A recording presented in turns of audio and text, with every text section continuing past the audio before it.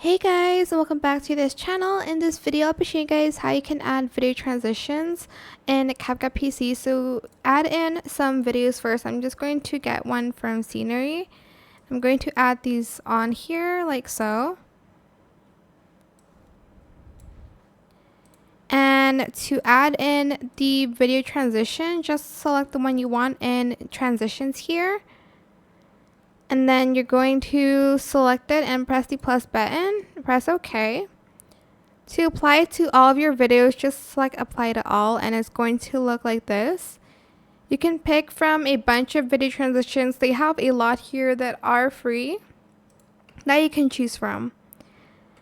And that is it. To change it, just drag it here and it's going to be a different transition. I hope this tutorial was helpful for you guys. Don't forget to like, comment, share. Also subscribe to this channel if you haven't done that already. If you have any more questions about this video, just leave it in the comment section down below. I will try my best to answer them all for you guys. If you found this video helpful, please click the thanks button as well. That is it. Thank you so much for watching. Bye.